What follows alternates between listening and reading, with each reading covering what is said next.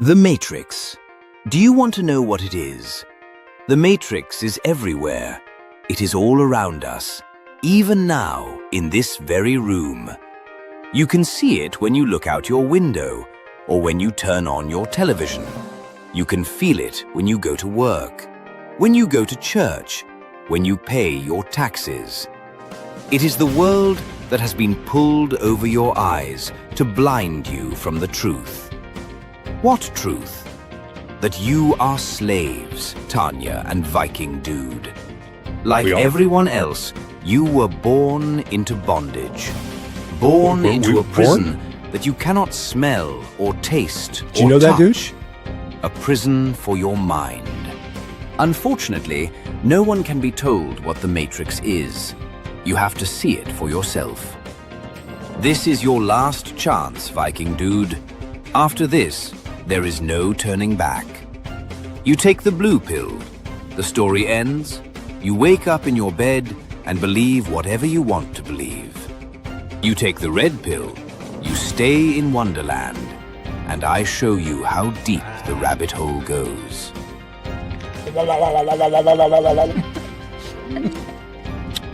Hey, Tanya. I say we go down the rabbit hole.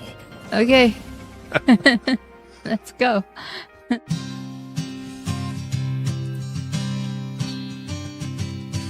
moving to the country, gonna pick out all the peaches. County's full of beaches, the people wanna be free. I'm moving to the country, gonna pick out all the beaches. Gonna vote on paper ballots, paper from a tree. I took a trip to Cherokee, they had a head count I could see, and I knew it was for me. I cast my ballot fair and free. Yeah, yeah, yeah.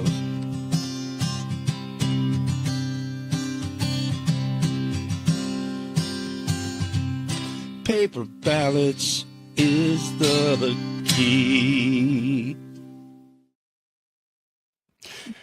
Dude, I gotta give ourselves an Oscar award for that acting at the front. Oh my gosh, I don't have the sound effects up. There we go. And Nice. I still have some red pills. You still have some red pills. I swallowed all my red pills, I think. I need to order another shipment from Amazon.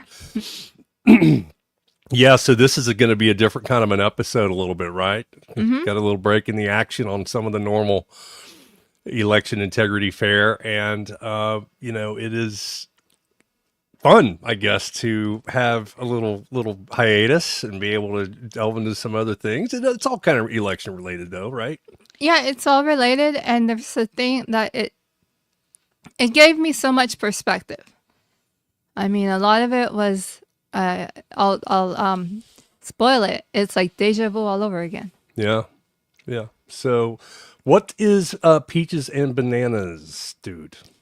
Well, Peaches and Bananas we're mostly doing Voter GA Zoom call highlights, and that is a Zoom call that Garland hosts every Saturday morning. And most of what we talk about is about Georgia. And that's a peach state. That's where you get your peaches, and everybody doing the good work. Those are our peaches. But in this fight, we talk a lot about things that kind of sound like Banana Republic stuff. And the people that are interfering with our freedoms and free and fair elections, those are our bananas. Got it, dude? I do got it. I do got it. And Viking Dude and I have been volunteering for Voter GA for a long time now, since 2021. We started following Garland after the stolen election in 2020 and jumped right in. Yeah. And I now work with Garland, and I help produce the Saturday morning calls. So Yeah. So I got involved in 2020, and I want to say it was late November, early December of 2020, because I knew the election was stolen. Didn't really have any. I mean, the broad view of some of the bellwether type of metrics that you could say none of this adds up. But I mean, there's no way that that election wasn't stolen from President Trump in 2020, and I just knew it. Yeah. Right. And so Right. I got to work with Voter GA on how can we get because people were fighting against me on the social medias. I mean, I was a keyboard warrior and people were fighting against me. And I was like, what? Do they not see what I see? Right. You know, how do I find people, first of all, people of like-mindedness who saw this. And the first people I landed on was Voter GA when I did the search, and I'd never even met Garland Favorito, but hopped on a call, and it was off to the races after that. Had no idea it would be 5 years later, still going, still working on this, still trying to wake people up, right? Yeah, right. Yeah, like I was looking for someone to look into something that my mom witnessed. So she witnessed that in Puerto Rico, one of the parties was recruiting for people to go vote in the runoff in Georgia. So I was looking for who could investigate that.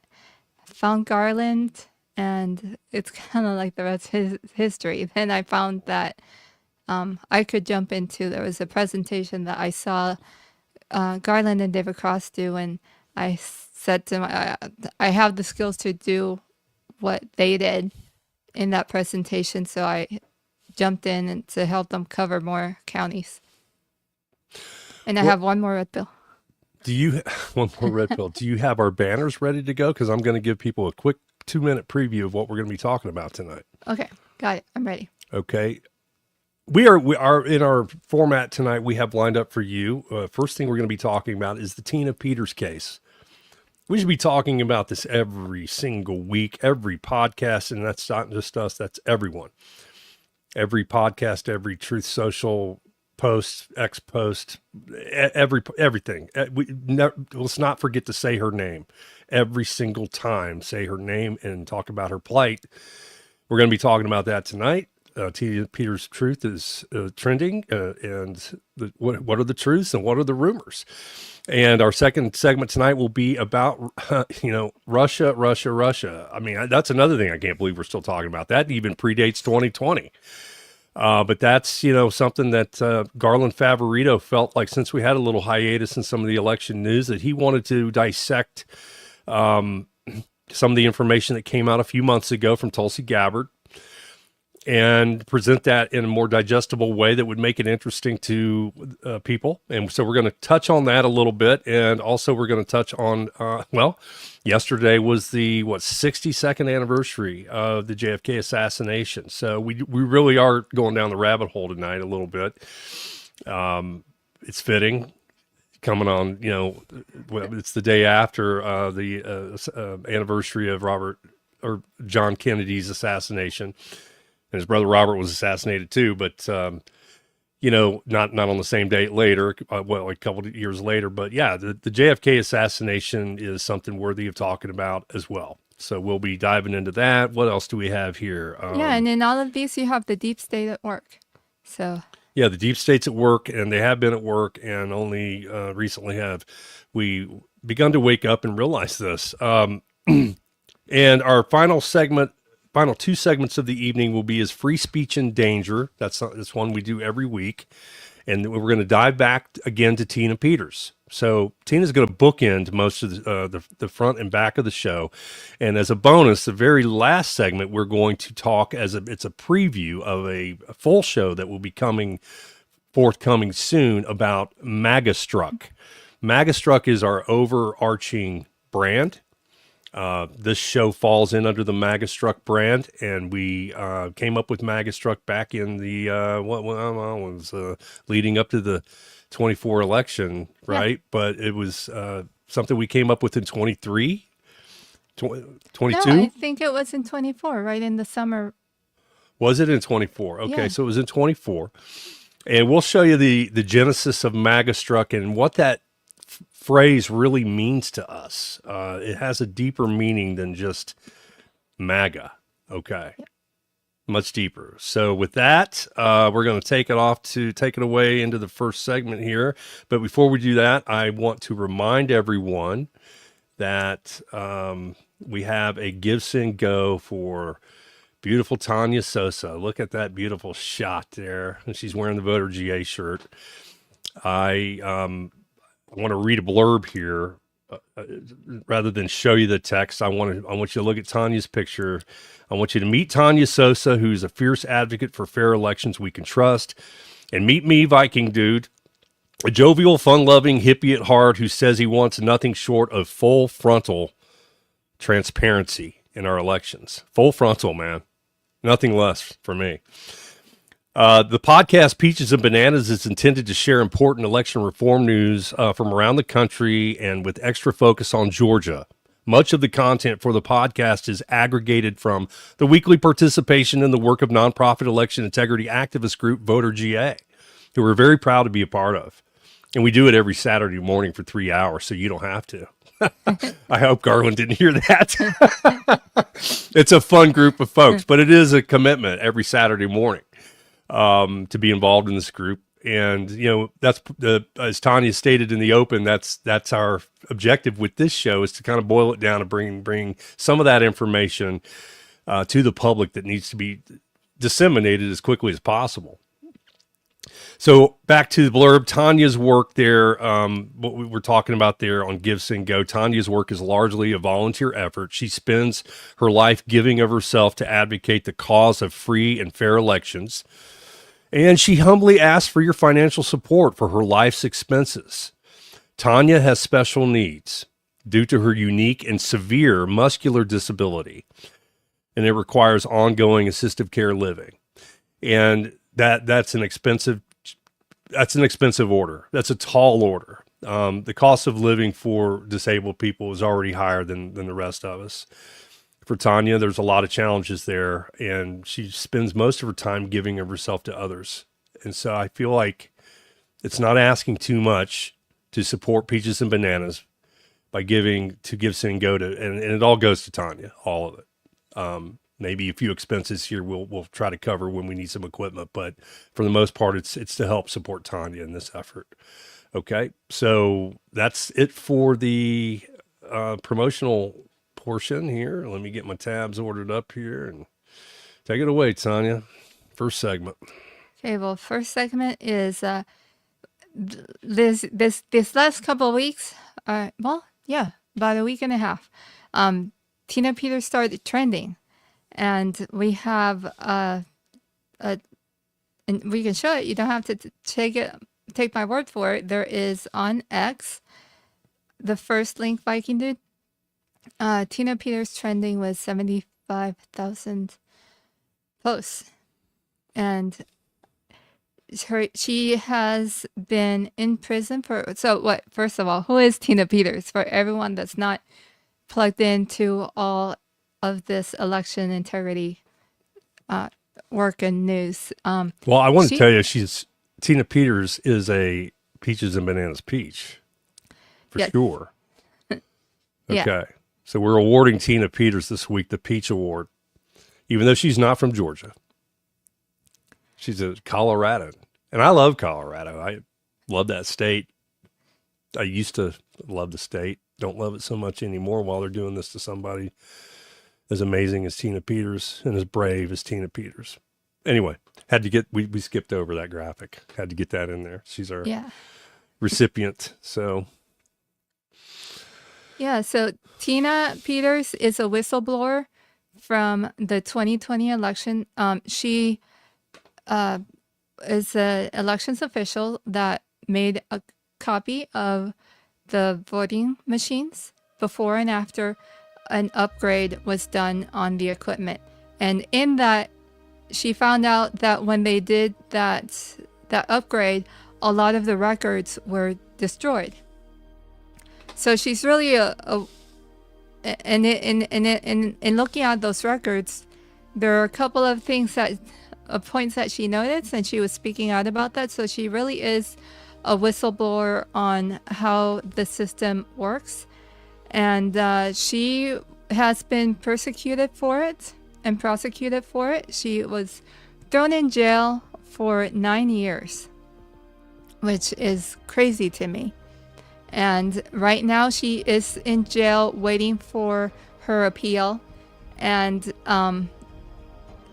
Viking Dude, you can help me out here, because we've been hearing from several people, and one of them is an attorney, David Clements, who says that usually when you're on appeal,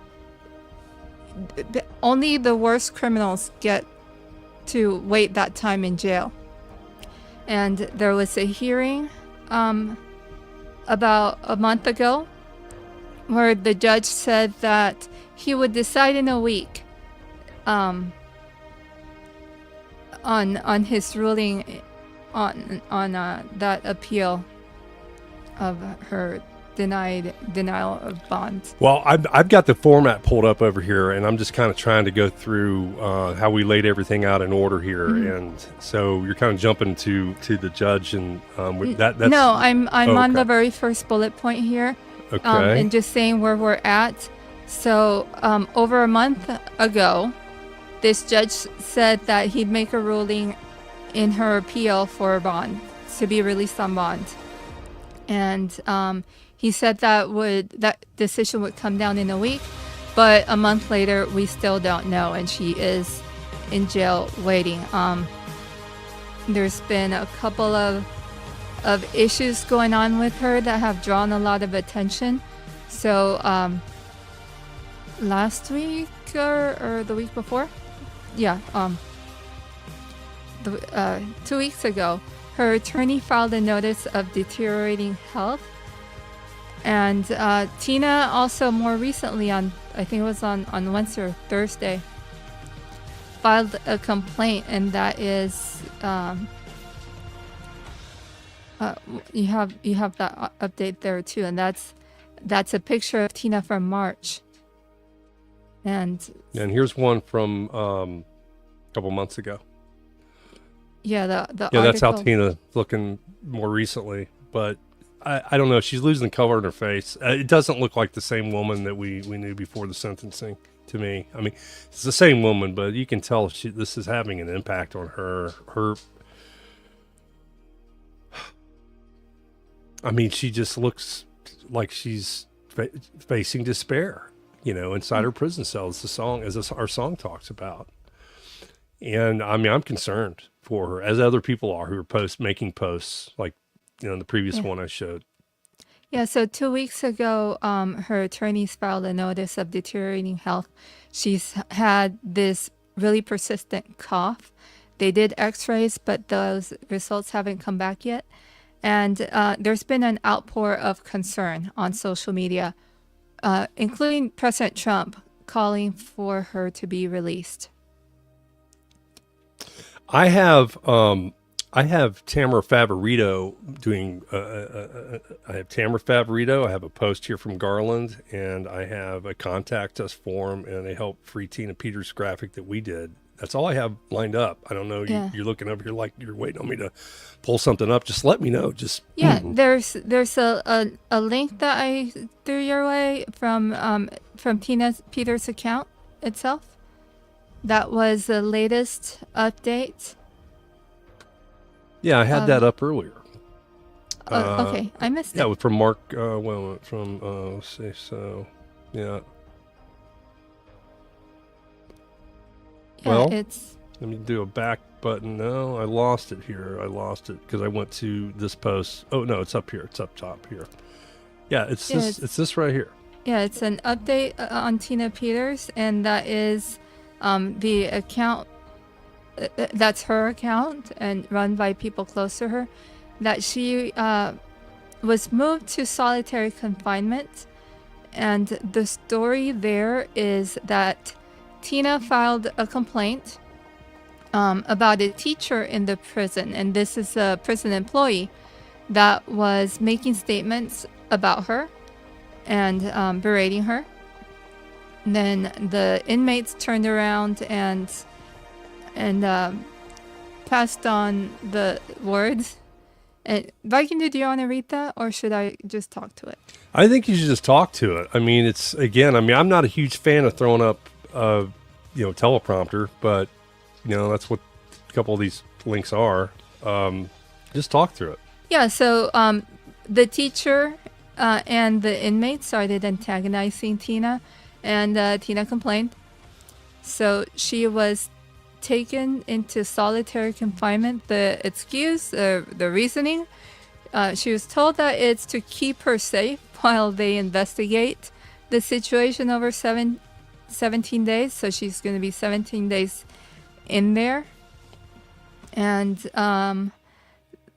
Windowless cell with no contact. Windowless cell. Will not be allowed out of her cell for more than 1 and 2 hours per day. And the word is she's pretty sick right now. Yeah. And there's been some other rumors out there. So I think it's a good time to go to Tamara's video. What do you think? Okay. Yeah, so there's been several rumors. Do you have the short one of Tamara talking about one of them? You didn't give me that one. Oh, okay. Okay, so you don't have the rumors. So there's 3 rumors that went around. With the notice of deteriorating health, the attorneys wrote about an issue that happened back in March. I'm sorry, not back in March. Back in the summer, that the cell was way too cold. So her friends and a lot of well-meaning people saw that. They hadn't caught that issue over the summer when it happened, and they just saw about her being sick and it being winter, and they started spreading a rumor that Tina's cell was kept freezing at night. And that one, Tamara informed us, it's actually not true. It's the opposite. Her cell is kept too hot. It's at 85 degrees now. It just so happens that the unit for the AC and heating in the cell is way too big for the space, so it overdoes it. In the summer, it took them, I think Tamara said it was like 2 weeks for them to fix it, and so that's one rumor that it's not true. The cell is not too hot, not too cold. It's too hot. Rumor number 2, and even President Trump is amplifying it, is that Tina's dying. Tamara informed us that while Tina is sick and tired of being cold, as we all would, it's been a couple of weeks that she's got this persistent cold, cough. She is far from dying. She's very much a fighter and is still fighting strong. Well, Tamara may touch on 1 or 2 of those points here. I'm not sure what all is in this video from Tamara, but you gave it to me. Yeah. So do you want to play it? Well, there's rumor number 3 is that Tina was subjected to multiple strip searches. It's not in the video. And in that, and that one, there was when she filed a complaint for against a teacher, she saw the attorney, and whenever the prisoner sees someone from the outside, they do a strip search afterwards. Then they did another test on her. They do a health check, a mental health check, and a physical check before she was moved into solitary confinement. So on Thursday, she underwent those 2 strip searches. But it's not, in social media, they're kind of making it sound like they're routinely abusing her by doing multiple strip searches. And that's a little bit of an exaggeration. It was just on Thursday that happened because of those circumstances. And there is an issue too that the deputy attorney sent a letter to transfer her to a federal prison, and the attorney general from the state wrote a letter to the governor to ignore it. So that is just a cruel and unusual punishment right there. Big time. Yeah, they're definitely treating her so bad. This is all hands on deck. I mean, we've got to put the pressure on. This is not right, y'all. This is not right. This cannot be happening in this country. In any of our states. I mean, the treatment of this Gold Star mom like this. We're going to talk more about the case later on. But and something that Tamara told us is that they've closed all these. They've made all these, closed all these loopholes. Loopholes, is that what I mean to say? I guess what I mean to say is that, for example, well, Well, is she about to tell us some of the stuff in this video? I'm saying things that are not in the video. Okay. Well, that was next on my list to play. Yeah. I can't figure out, you're putting points in before or after. I can't tell because I don't have any bullet points on my format. Yeah, I just have my notes Okay. that are on the side. All right. So when she was pulled into solitary confinement, she was told it's not punishment. So yeah, they're kind of making up labels, it seems, to get away with how they're treating her. And well, let's hear from Tamara if I can do, Okay. Here we go. because Voter J is asking for help. We are asking people to call the White House. There's 2 numbers there, or write on whitehouse.gov. They have a comment form, and you can write to them. Also call the Attorney General's office. And you can say something very simply like, please, Mr. President, free Tina Peters. She was just doing her job under federal law to protect the records of the 2020 election. You don't even have to go into who she is. She's very well known in the White House. The president has asked for her release, called for her release 3 times since he's been in office. He's directed his people to get her out. Those were his words. So it's just real short and simple what you say. Also, the DOJ had filed a statement of interest in her federal habeas corpus case. So she's very well known at the DOJ. So you can do something just very simple. Okay. Sounds like that was it. Yeah, and that's what you can do, what we all can do to help her cause. Just keep the pressure going, keep her in your thoughts and prayers, but keep the pressure so that they keep pushing towards releasing her and getting her in a better situation, better place. I think you need to talk up a little bit. You're getting a little low on the microphone. Okay. Well, you also had me load up this post from Garland. So we just heard from Tamara Favorito. This is a post from Garland Favorito.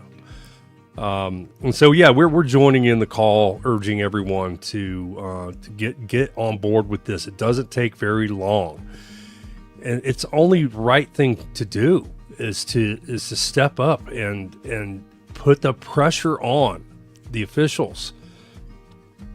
You know, the federal government, the DOJ, they do have some options that they can move in. And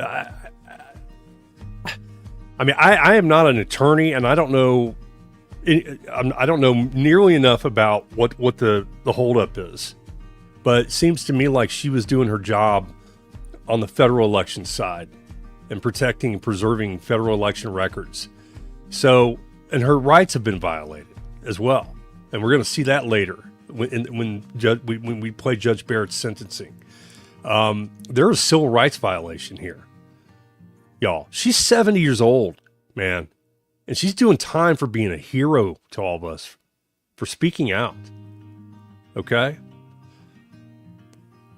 Right, dude? Right, dude. And we have a graphic with a sample text, if you have that up. Yep. And like Tamara said, they already know about her. You don't have to feel like you need to tell a whole lot of her story or background, and really keep it straight and to the point on what the ask is here. And that is... Let's do it. Are we contacting the president? We're contacting the president. Prefix. I don't know why it needs that. So I guess we're Mr. and Mrs. Peaches and Bananas, or what? So, all right, who's this going to be from? I guess I will make this from who are we going to dox here? We're going to make it from Peaches and Bananas. Okay.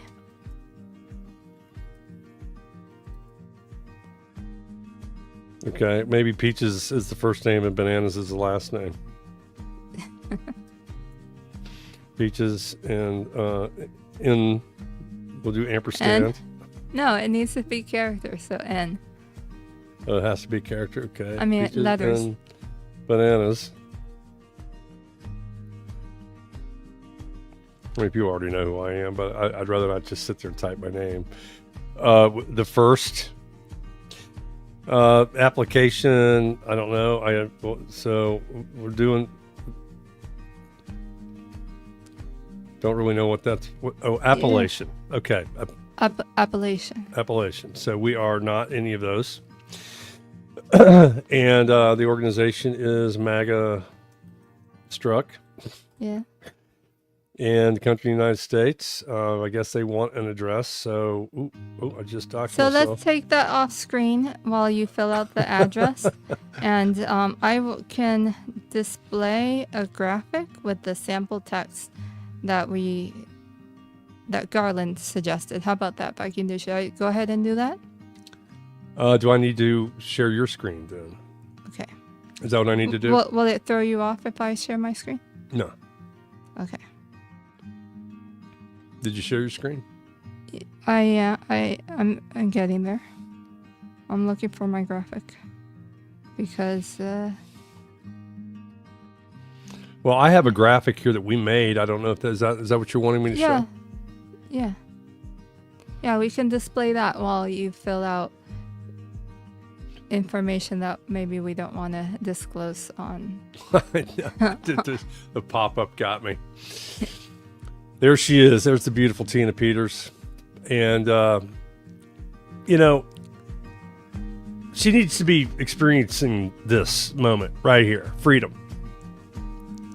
Yeah, the big, ASAP. yeah. Right? Right. And this is a sample wording of what you can say. And this is actually from Garland's post. Do whatever is necessary to free Tina Peters, an American political prisoner who the president wants freed. That's all you need to say. Because they already know who she is. They already know her background. They've already been fighting for her. We just want to keep her in the front of their minds. Yeah, so here you have the numbers to call. Yep. Get on the horn, everybody. Get on the horn. Call the number. Call the Attorney General's office. Call the White House. That form that I was displaying before was from whitehouse.gov/contact. Do it today. Yeah. Do it now. Do it tonight. Do it in the morning. Don't forget. Put it on your to-do list. Okay? This has to be. We got to do this, y'all. Yeah. And I'm boycotting Colorado until she's freed. I'm a skier, and I will not be skiing Colorado. Never. Not until she's free. And I ask you to join me if you're a skier. There's plenty of other places to go. I mean, I'm sorry, Colorado businesses and ski areas. They're probably like, that's not really going to do much to hurt us. But I'm that's my thing. It's like I can't even stomach going back to Colorado until this woman is set free. Well, there were how many people trending her name? 75,000. So Yeah. that's 75,000 people that maybe, if they join in the boycott of Colorado until they do the right thing over there. Like seriously, with their attorney general telling the governor to ignore a letter from the federal government, from the deputy attorney general's office, is just kind of bananas. It's very bananas. What do we say about the governor's office and all of them and Judge Barrett right now? We say,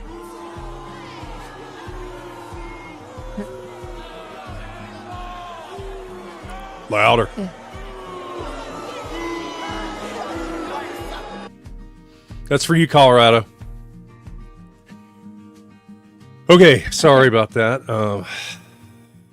So we have one little throw-in segment here. Let's go back to the Voter GA highlights here. Voter GA Zoom highlights from the Saturday call. We did have an interesting guy get on from Nevada. He felt like his information was pertaining to Tina Peters, but it really, and it does. except she was not allowed to present any kind of defense that actually justified what she was doing and why she was doing it to preserve the election and look out for the voters of Mesa and how they voted. But I thought it was worthy enough information because it could be good news, and it's a case it's something to keep track of. We haven't been able to verify it all yet, but Yeah. you want to play it? Well, I want to say that we haven't been. Some of what he said, it does seem to be his interpretation, and I haven't been able to check with Garland whether that interpretation is realistic. What do you want to skip it then? Well, he filed a pro se case in Nevada, where he also showed that in Nevada they destroyed election records when they shouldn't have, and he's talking there about the case and his interpretation. Yeah, this is Andy Thompson from Nevada. What we've had in Nevada is proof, concession, that Dominion updates destroy the election records. So what happened on Wednesday is the Attorney General missed their deadline to file a response to 2 motions. So the motions called for sanctions, criminal referral to the Department of Justice. It called for default judgment and monetary sanctions. Those motions were not responded to. And so under Rule 72D, that means it's equal to conceding to that. 2 days now they've been silent and asked for no extension. They only asked for an extension in my Supreme Court or Nevada Supreme Court case. They filed for a new lawyer, new counsel, and then immediately asked for a 30-day extension. But there has been total silence. So what I have from the Attorney General is an August 7th, and I call it a confession, in their own document to the court to ask why the case should be dismissed. They admit that the updates overwrite. But their theory was that I would never have access to the records, so there is no irreparable harm. Being that there's no irreparable harm, I don't have standing, I don't have a case, let's get rid of this thing. But yet in the federal record now, they admitted to the destruction, to the spoliation. Now they have conceded to the spoliation and even the adverse inference. That's exactly one of the points of my relief I asked for in my motion, which they then failed to respond to. Yeah, so I guess it relates in that Tina was trying to preserve the election records before what they called the trusted build, which is where Dominion came in and decided to update the machines, Yeah, right? Right. And he's saying that they're admitting that yes, our updates Deleted records. delete the records, right? So Yeah. she was right. She was right to do what she did, because it's federal law that these records are kept for 22 months. Yeah, there's federal and state laws. Yeah, correct me anytime you look at me like No, I'm no, wrong I'm- a lot. I'm not. I am wrong a lot, but so just feel free to correct me, Tanya. No, dude. you're right. It's federal and state law. Yeah. So, all right. Well, that wraps up the first segment about Tina Peters and the elections. That's good news. If Dominion is just defaulting and not even showing up to defend themselves and defaulting in summary judgment, and they're saying, yeah. I mean, by not participating and not showing up to court, right? I don't know if that's true about that part. Okay. If it is, That's above my pay if grade. it is, it's good news, I think. Yeah. It's like a jigsaw puzzle in all these states with these machines. The legal action that's happening. It's civil. We've tried to, there's not been any there needs to be criminal action, but it's been mostly civil action in all these states. And it's like a jigsaw puzzle. So every little piece fits in. So we're going to get to the truth and we're going to get to some justice, I hope. Right? Yeah. Right. So what do we got next year? We're into segment 2 here. And this is old Garland coming out. So something that maybe not everybody knows about Garland is that he has been really looking into the Russia hoax. And this was an assignment that he gave me. It was a lot of work to comb through the report that Tulsi Gabbard released about the hoax behind the Russia hoax. And that's the best way that I could call it, because there's a nestled series of fake and well, maybe not fake, but unsubstantiated materials that were put in as evidence into the Steele report. And let's play the video to hear what Garland got. He gave us the deep dive into this. Yeah, it's a big time deep dive. We condensed Garland's presentation from about 15 minutes down to about 2 minutes. He had a lot of useful information. I tell you what, y'all. I mean, get involved with Voter GA. Go to the Saturday morning Zoom calls. There's so much great information, and Garland a lot of times is bouncing. He's bouncing presentations or press conferences he's about to make. He's bouncing it off of all of us to see how we react and questions we have, and he makes changes on the fly. So it's a great focus group for what Garland, when he goes out and he does face the cameras. So anyway, here we go. Yeah. What we entitled this is How the Deep State Created a Fake Intelligence Report to Try to Justify the Russian Hoax. Tulsi Gabbard released this report on the Russia influence campaign targeting the 2016 U.S. presidential election.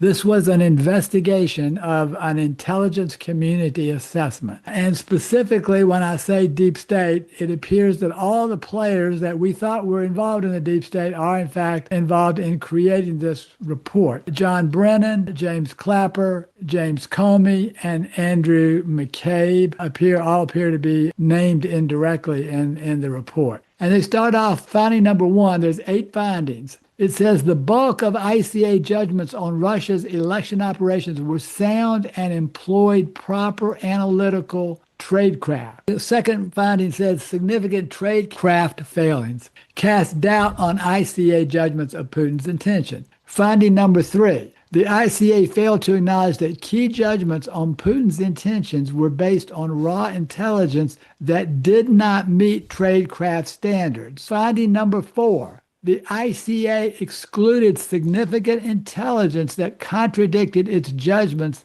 that Putin aspired to help Trump win. Finding 5. The ICA disregarded Russian behavior that undermined its judgments that Putin aspired to help win. Finding number 6, the ICA misrepresented documents on Putin's intentions. Finding number 7 out of 8. Finding number 7 says that the ICA failed to consider significant alternate hypotheses suggested by intelligence reporting and observed Russian behavior. So to conclude all this, on December 6th, and based the intelligence, this report that Tulsi has released concludes that Obama ordered a rewrite of IC assessments on Russian activities during the election. I think they've got the email. December 9th, DCI Brennan ordered publication of this substandard reporting on Russian activities. And then they routed that January 5 and 6, officially launched that, rushed that timing and got it out before Trump became president, because obviously that would have never come out when Trump was president, because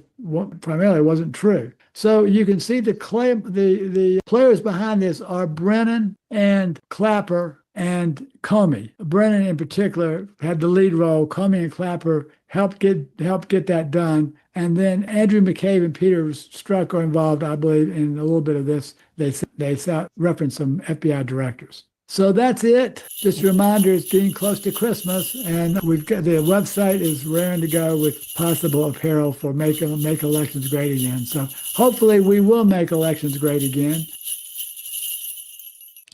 All right. Well, I have my make elections great again shirt. I have a couple of things.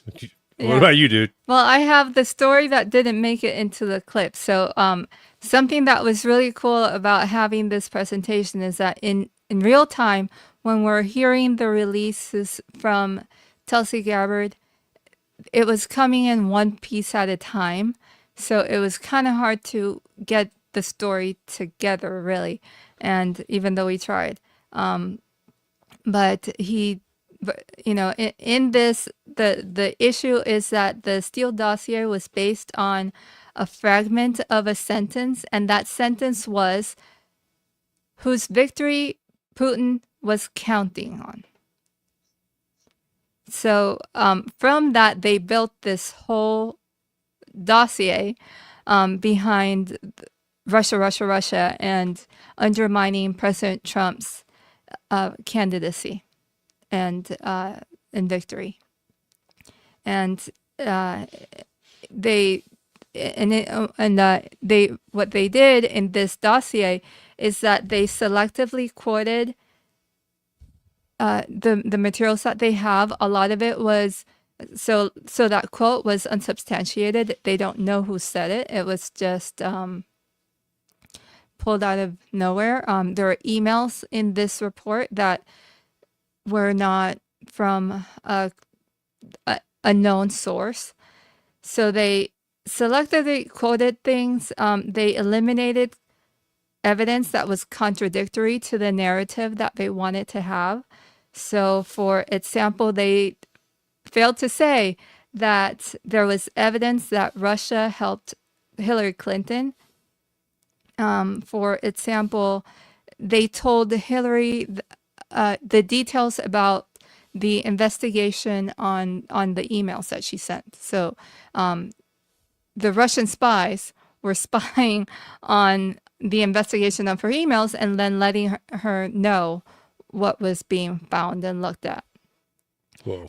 It also held back evidence damaging of Hillary Clinton.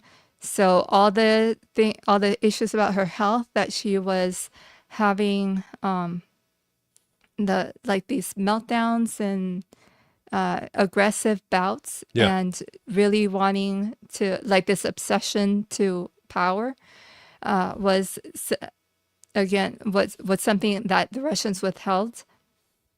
So for the narrative that Russia was wanting to help Trump, there wasn't anything to it. But they supported damage to Trump, like something that I didn't know until I read this, is that the Not My President campaign was organized by Russians. So Holy cow.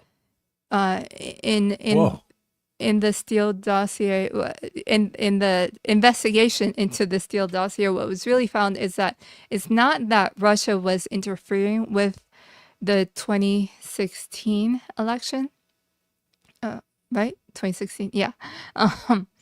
But they were gathering evidence to control the candidates control the winner. So they're holding on to materials that they could use to their advantage, to kind of hold strings over whoever ended up being president. And in their communications, they thought that they could work with Hillary better than with President Trump, so that there wasn't anything in the communications that were credible from credible sources in Russia, that it all seemed to be indicative of favoring working with Clinton over Trump. So totally the opposite of what we were told in 2016 and onwards, because the Russia followed and weighed on President Trump's first term. Yeah, I mean, I think the guy deserves a third term if he wants it. I mean, seriously, I think he canceled the first term because the whole country was just tied up. He was tied up. Everybody was tied up with all this lawfare. Yeah, all the lawfare. Started by the CIA, and had all their cronies involved there in the Democrat Party. Remember all the shenanigans going on in Trump's first term? Oh my gosh. It feels like it's ancient history. I mean, this predates COVID. All the scams have been run on us. I mean, the scam of the 2020 election, the scam of the pandemic. I mean, this predates that. This is, I mean, a whole decade of my life has been spent just watching deep state scams. Yeah. I mean, something that blows my mind is, and I'm so disappointed, all these people were like the real conspiracy behind it to cause harm and to subvert the will of the people, because President Trump won fairly. So they interfered with the peaceful presidency. Yeah, they totally did. I mean, I remember the protests. I had friends in all the Not My President protests. Oh, they're and running how so many disruptive ops. I that mean, was. I have a new song that I'm working on called Just Another PSYOP Monday. Ooh, just another fun day. Just another PSYOP Monday. We're going to get that one going here. I mean, it's just like one PSYOP after another on the American people. And we're getting so weary and tired of it, y'all. I mean, we know. We know now. We know. Okay? Cut it out. Yeah, but thank you, Garland, for the assignment of looking into this because better to know than to not know who your friends are and who's not on your side and who's like this deep state thing. I would have never imagined. No. Well, okay, so that's the end of Russia.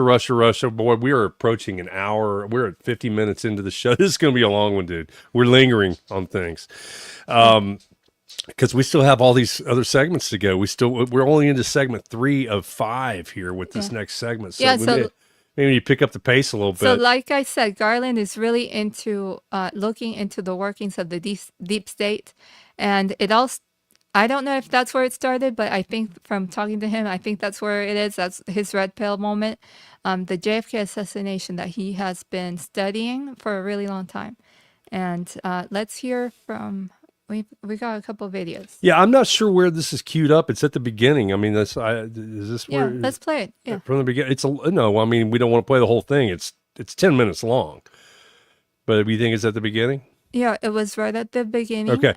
Because it was the anniversary of JFK's assassination, and Ron Paul had some words about that. All right, here we go. Rand Paul. Was concrete that there was a coup and we lost our government was November 22nd. Yes. The assassination of Kennedy. And so I should just say you're talking about the great surreptitious coup, Who Stole Western Civilization, that you've written. And I've read a lot of it. And you say two things that people may not know. One, you were in Texas the day of the assassination. You were senior flight surgeon at an Air Force base, I think in San Antonio. Right. And you saw Air Force One fly over like hours before he was killed. So that was amazing. Right. I was being the chief flight officer didn't mean a whole lot. Oh, well, it sounds impressive. Yeah, it sounded like but I didn't want to make it sound like I was in charge of Kennedy's safety or something. So anyway, I was told just be all alert to the fact that Kennedy's going to land. He does a little bit of business. He went to the Space Center, I think at Brooke Air Force Base, and then he took off, and I think he was on his way to. He had a busy 2 days in there, so he. Well, I can't find a good place to interrupt the Honorable Ron Paul. Yeah. I mean, sorry, Ron. I mean, you're going on and on. That's really. We just wanted the first comment there. And that's a fascinating. I mean, I'm going to go back and watch this. I haven't seen this, but Senator Paul there, he former senator, right? Senator? I believe I don't know. I think he was a senator. Maybe he was House. He was a senator. Anyway, he makes the comment at the beginning of this is the day we lost our country. It was November 22nd. What was it, 1963? Is that right? I can look at Well, it's the 62nd anniversary, so I believe it's 1963. Has to be. So anyway, thank you, Senator Paul there. But we're gonna get Garland loaded up here next. Now this is good. This is good. Garland on Saturday took the opportunity to give us. He and Ron Paul. I mean, they all remember where they were that day. I don't remember where I was that day because I wasn't even a twinkle in my daddy's eye yet. But all those fellows, that generation, they can still talk about it. And I mean, I came along in the late '60s, and my parents were very upset about. Still, I remember as a little kid, even into the early '70s, they were still upset about how the Kennedy family was treated, and just very concerned about all the assassinations. And, it started back then, people. This is where this started.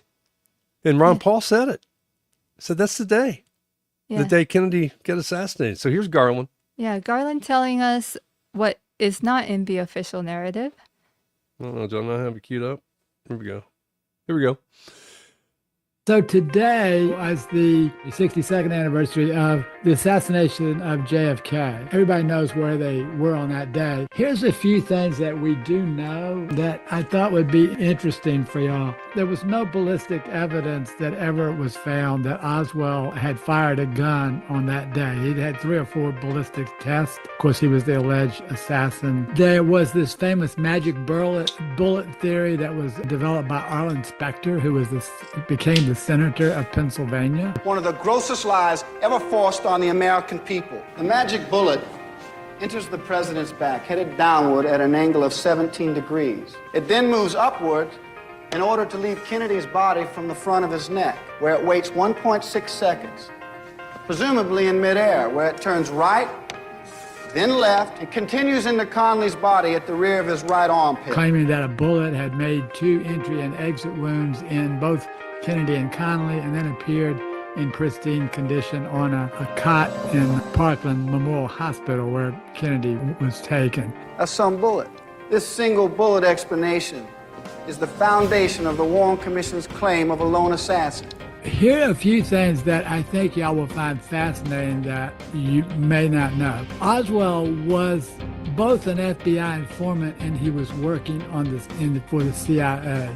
And that's important because we know of the CIA involvement in other assassinations. Ironically, the Kennedy, Trump, and Reagan were the most populist presidents ever elected, and they've all been victims of either assassinations or assassination attempts. And there's fingerprints on all 3 of those that trace back to the CIA. Specifically, Oswald was not only an FBI informant. You might remember that James Hosty trashed the note that he had talked with Oswald, and Hosty was the FBI local regional director there. But Oswald was working on a covert campaign in New Orleans, and he went back and forth, and there was activities, and there was a project really to find a cure for cancer that was caused by the release of contaminated vaccines. But that's just a few things that indicate that Oswald was not really the killer, and he was in fact the patsy that he claimed to be. But the whole premise is just crazy about him using this Mandler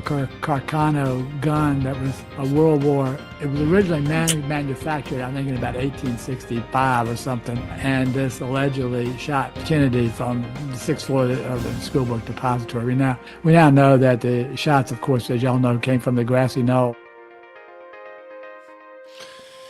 So there's a reason why I'm saying it's deja vu all over again, because I heard that and I thought 2 things. When Charlie Kirk was assassinated, there were all these points that were made that were not part of the narrative, the official narrative. And so I just, there's questions about the gun that shot, the gun that they're saying was the weapon. There's not quite a magic bullet, but with Charlie, they're saying that he stopped the bullet. And, I mean, the story was a 30-06 round, and that's the gun that they found as the weapon, or they say was the gun that was used, and single shooter off in the distance, and perched up in prone position on a rooftop where, I mean, they had a tent. Charlie was under a tent, for freak's sakes. I mean, yeah. We are not that stupid, okay? I mean, we're just not. People know shit now, okay? We know stuff. Yeah. We can learn stuff pretty fast, too. We're pretty quick to learn. And of course, on the uptake. Yeah, and I didn't miss what Garland said there about them looking for a cure for cancer caused by contaminated vaccines. And we know a little bit about vaccines that cause more damage than good. Now that is one that is a little factoid that Garland had put in there that I did not know. I wish I had my book down here. I have a book written by Garland back in I don't know when he releases his first edition. He's since come out with a second edition of it. I don't think it's in print right now. But I got him to autograph it. And so Garland's been pretty dialed in. I mean, he's in that Edward G. Griffin kind of class of people that pretty smart guy. Knows things aren't right, looks into it, does deep dives. That's our leader. That's our fearless leader there at Voter GA, right? I mean, he's awesome. All the respect in the world for old G. Favorito, man. Yeah, and plus he's got a cool name. Yeah, he does. And that's kind of like the theme. Like there's something wrong with the official narrative here in each of these cases that we got to present, and leave it to Garland to dig deeper and uncover a truer truth. I don't know if we got to know the truth. Yeah. But yeah. So this is the kind of stuff you're gonna get a little sprinkling, a little peppering of when you get involved with Voter GA. I mean, we make no bones about promoting Voter GA on our show, Peaches and Bananas. And here we are 5 years later, we're still involved because it's a great organization and people are really working hard. I mean, these are citizens that have been MAGA struck. We're gonna talk about that at the end. This is gonna be a long show. We're already an hour in, dude. So, all right, let's keep it moving here. Free speech in danger. Yeah, and I with everything that's going on with Tina, I think that's where we have a video of what she was told during her sentencing, and it really is a First Amendment issue here. Let me know when you're ready, Viking Dude. Well, the first thing I have to load up here is a post from Mark Cook. Okay. And I don't have any bullet points. They've been shoved away off the edge of my screen. I kind of see them, but something happened to the columns here on our format. We'll have to address that afterwards. But I can't follow along with the bullet points here. But I have Mark Cook, an ex-post. Mark's a good dude. Right. Yeah, and Mark is one of the people that had known Tina the longest. He got to work with those forensic copies that she had made of the voting system. Let's zoom in on what Mark says. It says, if anyone hasn't yet seen the real Tina Peters sentencing, you need to. I have shown this to attorneys all over the country. They have never seen anything like this. Not only is this judge out of what's going on there? Not only is this judge out of his freaking mind, but Tina was not allowed to enter her evidence into trial. This is what I keep trying to tell people who say, it doesn't matter what you say because, she was convicted by a jury. Well, it was a sham trial, okay? And we watched it, right, dude? It was a sham. We watched the whole thing was a sham. I mean, this Barrett guy, man. This Barrett guy. I mean, they don't get much worse than this dude. Okay.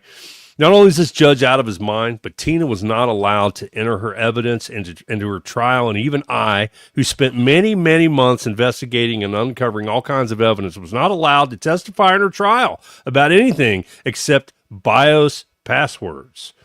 What is some of the stuff that Mark uncovered? Do you know offhand? I mean, he's been involved in the Colorado thing for a while. Yeah, he is. I don't remember off the top of my head his specific findings, but something that he has done is that he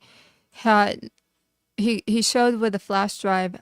He used a copy of the voting system with Tina, and with a flash drive, he showed how just by inserting it into a computer, you could flip election results.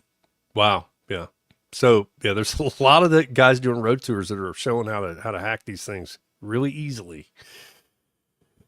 Yeah, but a lot of it was seeing how their election records that were destroyed and.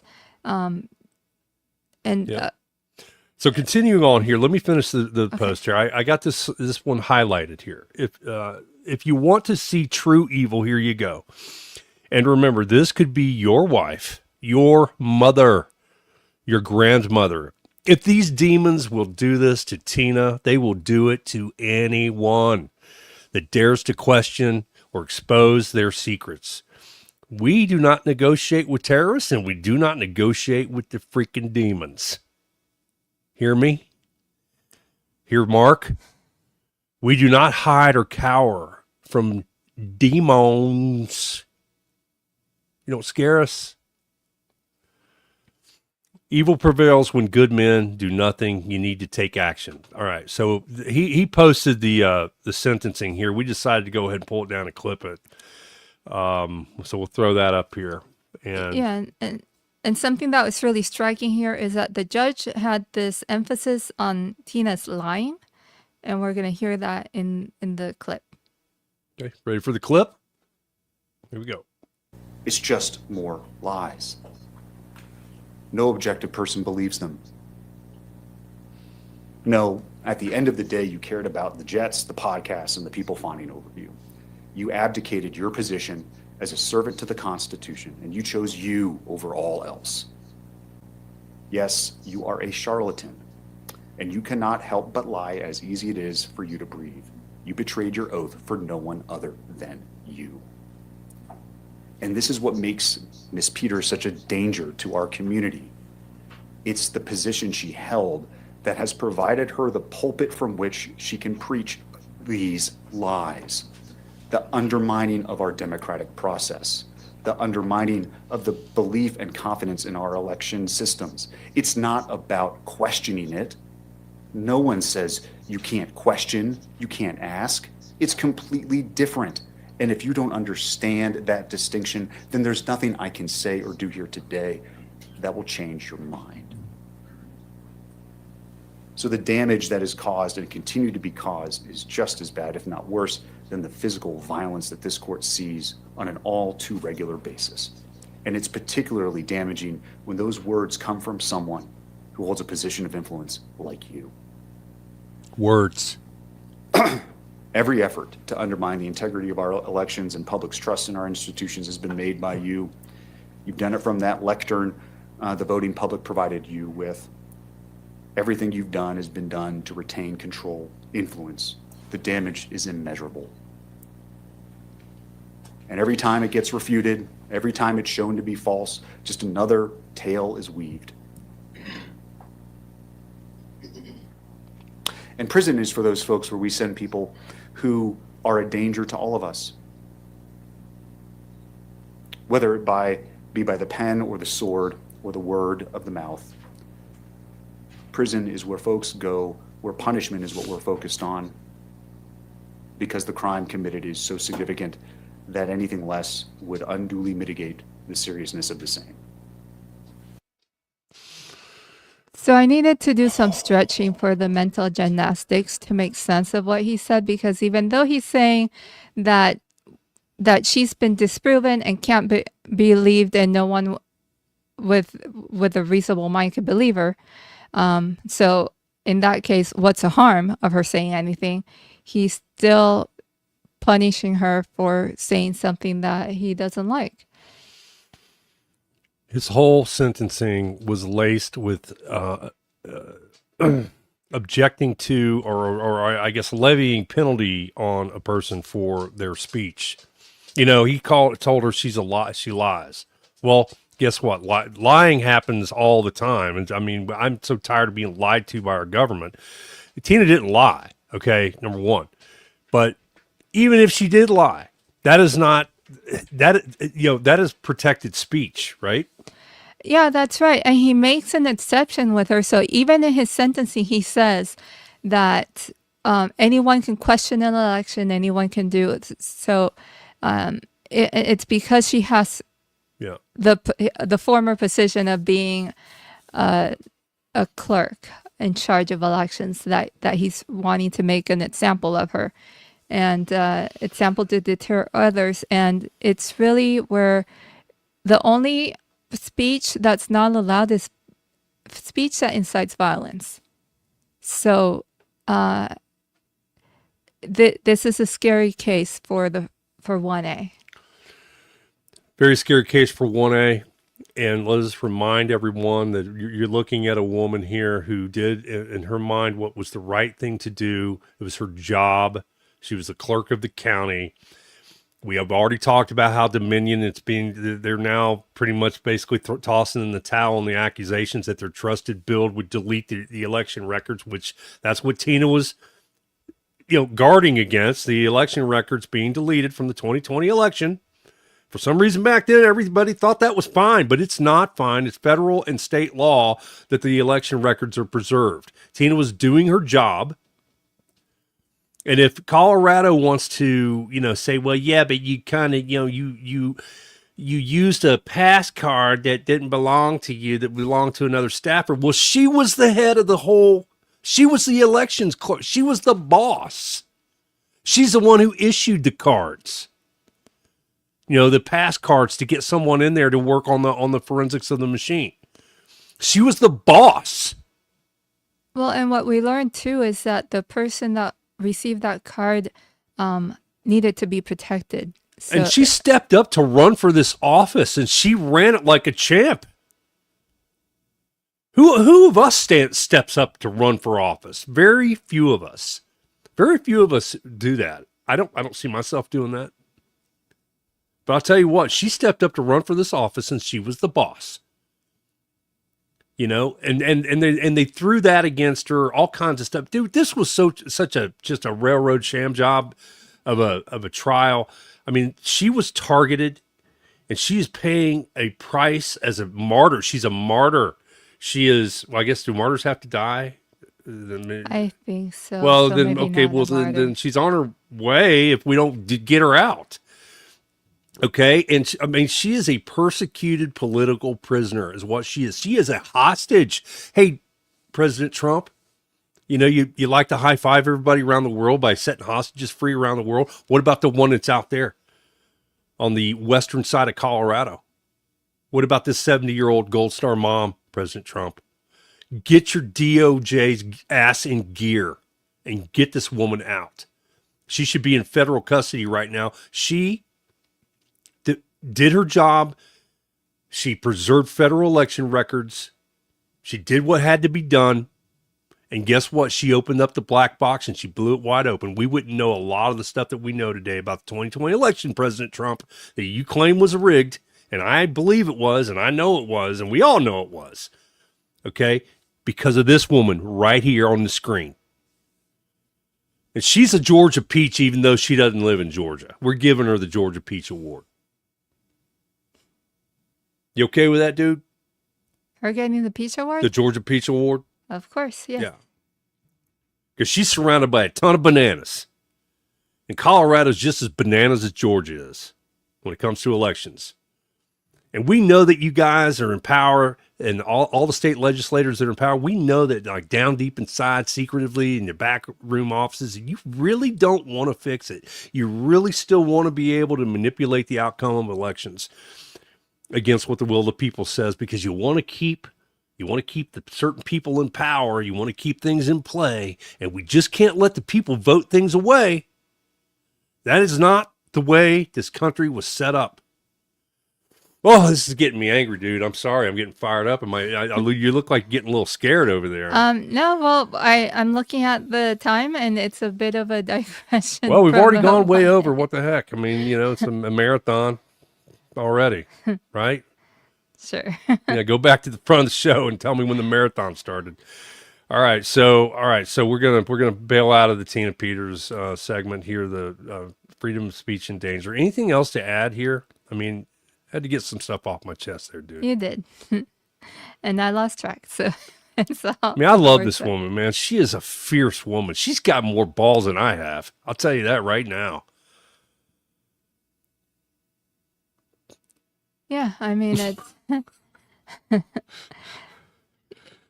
Yeah, just like getting back to the top to the 1A issue here. It's just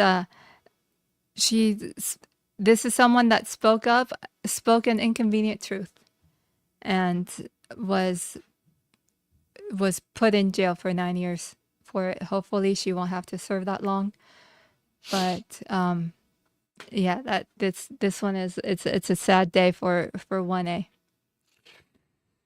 So Okay, nice graphic here, dude. We'll keep the ball rolling here. This is going to be an hour and a half show. Oh, man. No, because this is just a teaser for Okay, next but time. still, we've got an 8-minute Tina Peters song to play. So anyway, it's yeah. If anybody, well, nobody. I haven't seen any viewers watching the live. If you're going to watch the replay, stick with us. Fast forward if you want to right here, but this is a teaser. But we are going to be talking in the future about Magastruck and the genesis of it. And yeah, we'll start with the genesis of Magastruck right here. This is where it all started. Back here in 2024, we thought, what can we do to get the vote out for Trump? And we were listening to songs. Tanya Dude and Viking Dude were listening to songs, and we were talking about the top ones on our list. And in my mind, it was like, oh man, that Thunderstruck song. It's hard to rev up energy like that song does. So we're just gonna play a little bit of this from the beginning here. This is a song that we redid to get out the vote for Trump.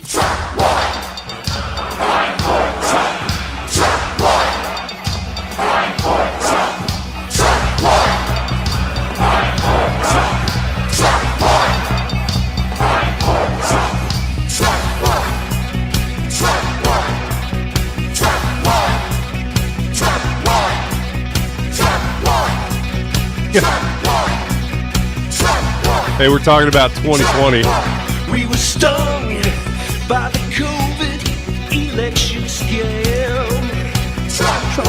We all could see Biden's win when it was all a sham.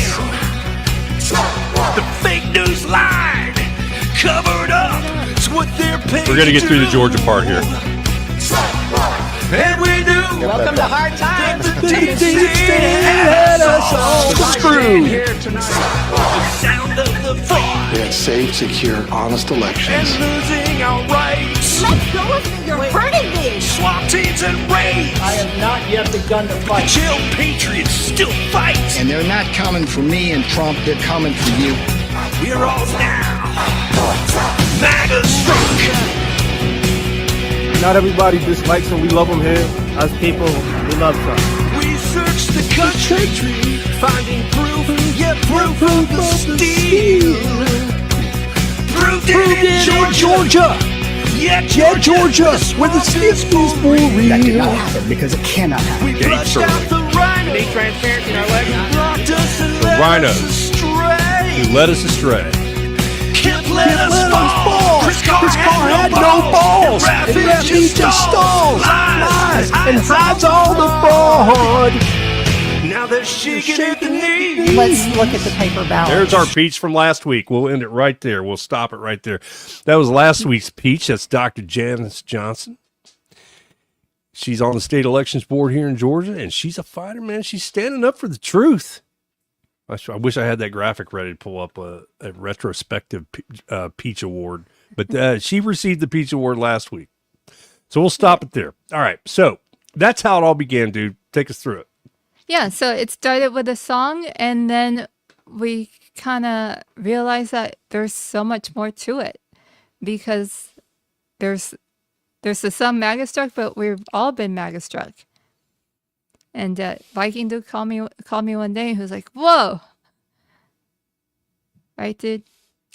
Yeah, that's right. So Magastruck, I realized that Magastruck, because it was available as every kind of, platform. No one was using Magastruck. Nobody had thought of Magastruck. That we were onto something here as a brand. That we should capitalize on the brand and because it has deeper meaning. You know what I don't have? I don't have the Ronald Reagan. You want to send that to me? Real quick, or do we want to we'll put that off till next show. We'll just put that off till the next show. Oh yeah, we'll put it on the show. I didn't get that from you. But it was Ronald Reagan in 1980 who coined the phrase "Make America Great Again." Believe it or not, it was Ronald Reagan in 1980. And what is MAGA is not owned by Trump. You know, regardless of the things he said here recently about how he is MAGA, he knows more about MAGA than anybody. No one can lay claim to that. Not even, excuse me, Mr. President, but no one can lay sole claim to that. That is not trademarkable, copyrightable. I'm sorry. Ronald Reagan said it first.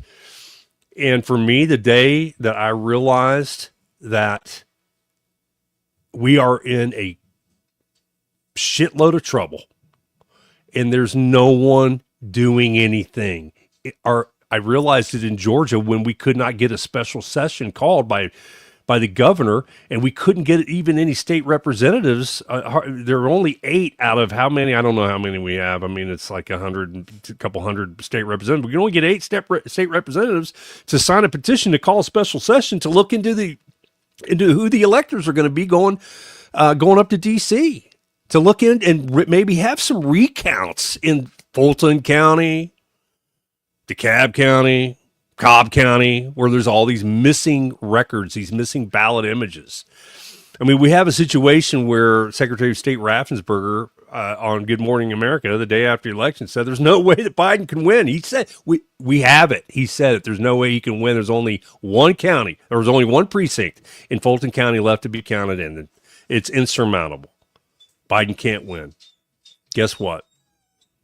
The counting lasted and lasted and lasted and lasted until they found votes somehow, magically, with only one precinct left to count, so that Biden won Fulton County. So no one's coming to save us. And the day, unless we mount up and ride to the front, that's the day I was MAGA struck, when I realized I got to search for somebody to get involved with here. I got to team up with some folks. I got to ride in and go to the front line with some group and bear a stand, fly a flag and get up there and be ready to do some battle. And that's where I found Voter GA and Garland Favorito, and it just was a match made in heaven. I was like, let's go. Right, dude? I did. That's my MAGA struck story. That's the day I was MAGA struck. I was MAGA struck, not by Trump, not by MAGA. I was MAGA struck the day that I learned that, shit, nobody's coming to save us. It's got to be us.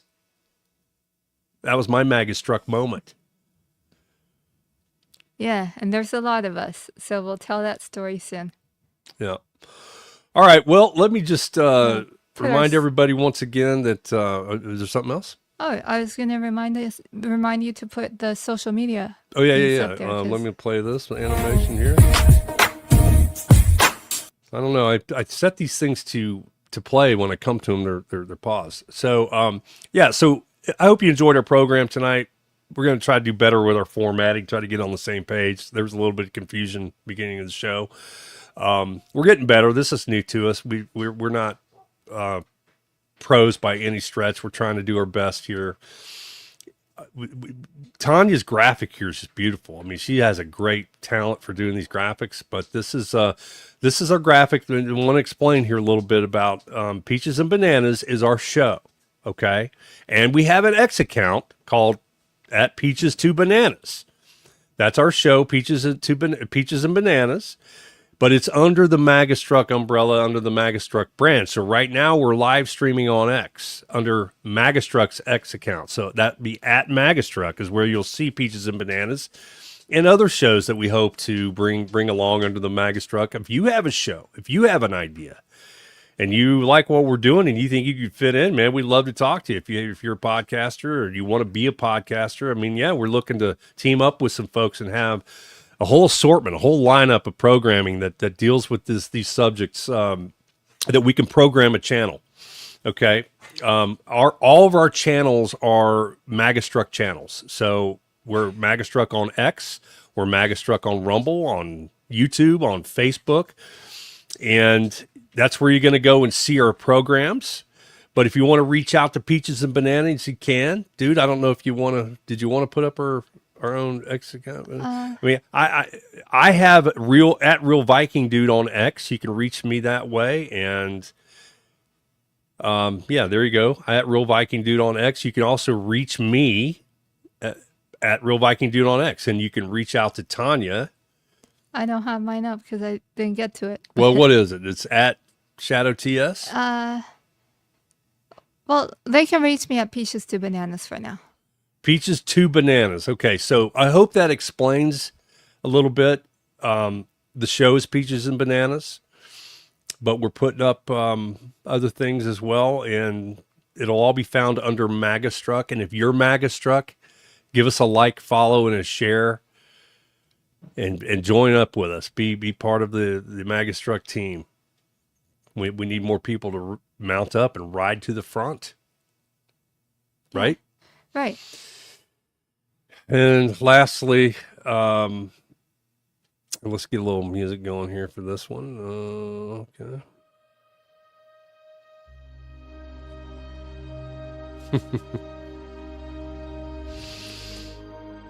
Well, again, I can't tell you how much Tanya means to all of us. And the effort that Voter GA puts out. She is such an important cog in the operations and the efforts that Voter GA just continues to fight. And she is such an important cannon loader. Right? That's one way to say it. Yeah. I mean, Tanya's loading cannons. She's patching people up. She's getting people fired up. People call her depressed. And she gets, even though Tanya, I know Tanya pretty well, she gets depressed. But she doesn't let on to that. She doesn't let on. She keeps fighting. And this show is to help everyone else out there to have the information that you're not getting on Saturday mornings with Voter GA, but because you're not attending for 2.5 hours every Saturday morning, but we do.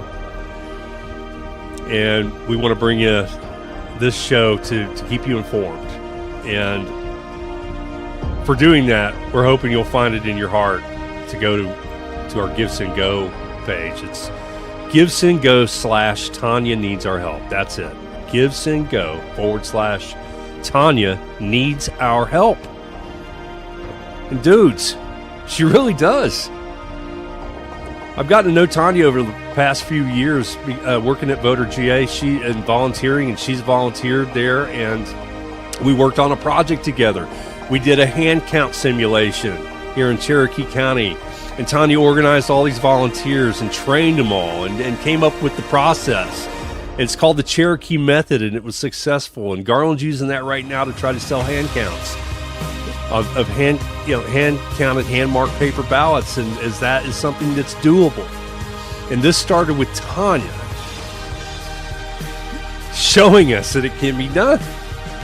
She did that, and it was a privilege to work with her on that project. And we became friends after that. I was really, really amazed. At that time, I had no idea the challenges that she had with her physical disability, and I got to meet her for the first time when she came up, and I was blown away by her struggles. And so I would just, one of these days we're going to do a Peaches and Bananas. It's going to be Who is Tanya Sosa, and we're gonna show you who she is. She's an amazing woman. So if you find it in your heart to help her out, she needs the help, and we would love your support at Peaches and Bananas and at Magastruck. Is that too much, dude? Again? Sorry, dude. It always gets a little more every time, right? Yeah. I mean, we've already gone an hour and a half. Might as well. What's another 10 minutes, right? So, what the heck? So you want to take us in how we're going to wrap this one up? Well, we have Viking Dude and I wrote a song called Set Her Free, and it's about Tina Peters. And he came up with an acoustic version of it recently, and this is what it is. I'm being short because of time. So here we go. Hi, my name is Viking Dude in some platforms and Thai GT on other platforms. I wrote a song together with a woman from Puerto Rico named Tanya Sosa about Tina Peters. And it's for Tina Peters. And it begins with election night 2020 and brings us up to today. Thank you for listening.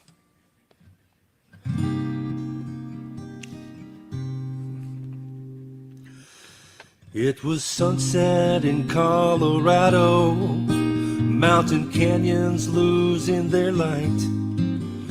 In a county known as Mesa, There's a woman shone so bright, she glowed of gold.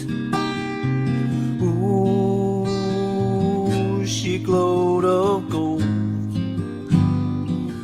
She cried out for truth against the schemes of that night, but they conspired to silence her. They locked her away in prison for 9 years for doing her job, looking out for the voters of Mesa.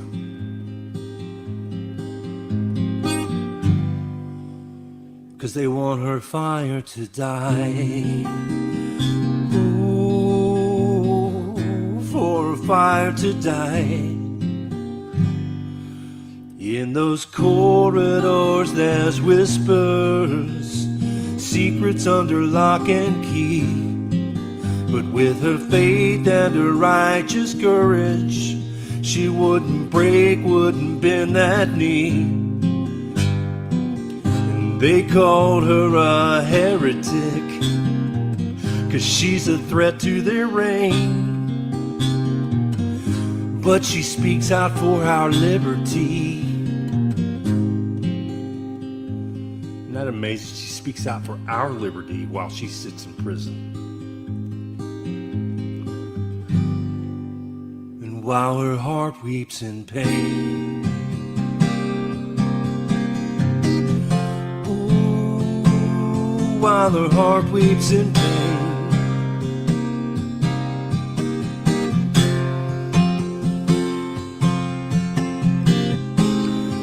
you got to get on board with saying her name every day, podcasters. All you freedom-loving podcasters and MAGA influencers. You got to say her name every day. Don't forget her. How about you, Donald Trump? Don't forget Tina Peters. She's right here, a hostage in your own backyard, bro. Mr. President, bro. 'Cause she's the lantern, revealed the hidden key. She opened up the black box, and it's no longer mystery. And now the plot of the desperate tyrants is unveiled for all to see. And though they cage her in the shadows, their lies won't go unseen. No, no, no, no. The bell she strikes rings loud and beckons freedom's fame. And our fight for her goes on, so the world may know her name. So just set her free, set Tina free. I set her free now.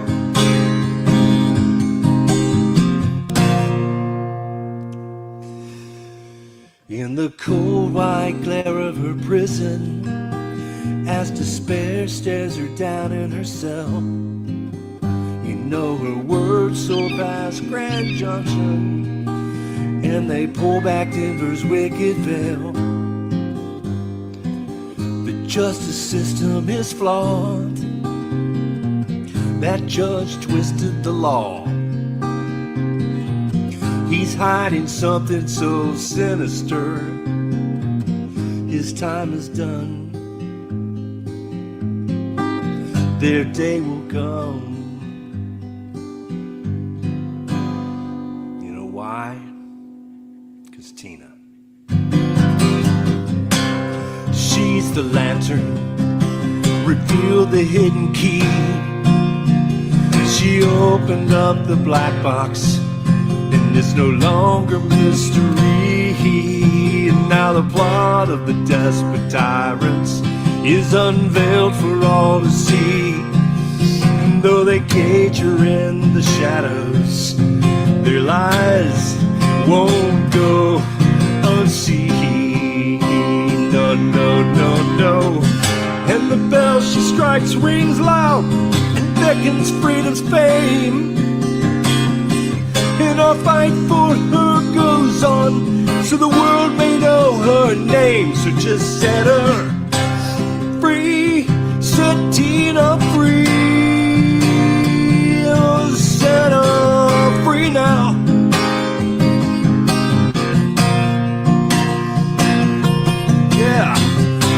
for her and her fearless fight.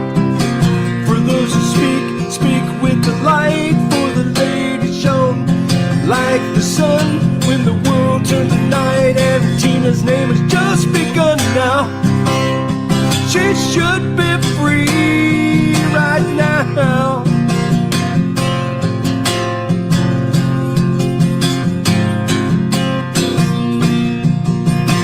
Sing for her and her fearless fight. For those who speak with light. For the lady shone just like the sun when the world turned to night. Tina's story has just begun now. She should be free right now.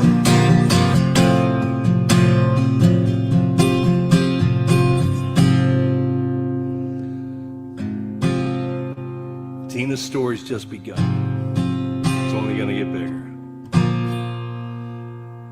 And she's gonna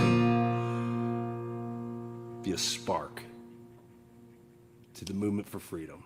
A true hero. Set Tina Peters free now.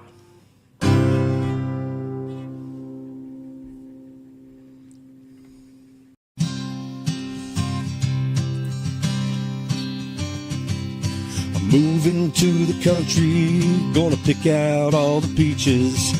County's full of beaches, the people wanna be free. I'm moving to the country, gonna pick out all the beaches. Gonna vote on paper ballots, paper from a tree. I took a trip to Cherokee, they had a hand count I could see, and I knew it was for me. I cast my ballot fair and free. Yeah.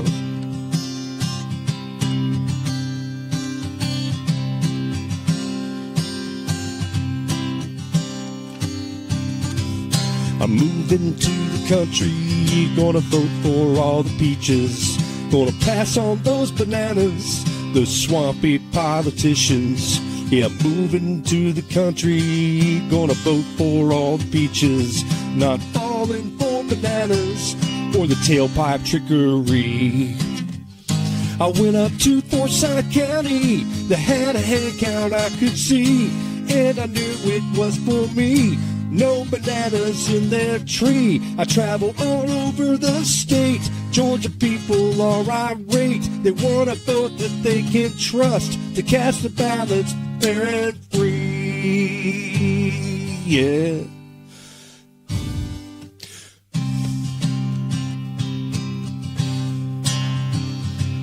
Well, I'm moving to the country, gonna call on all you peaches. Gonna pass on those bananas, they're hiding in the peach tree. Moving to the country, gonna call on all the peaches. Gonna save our free republic, paper ballots is the key. Yeah, paper ballots is the key.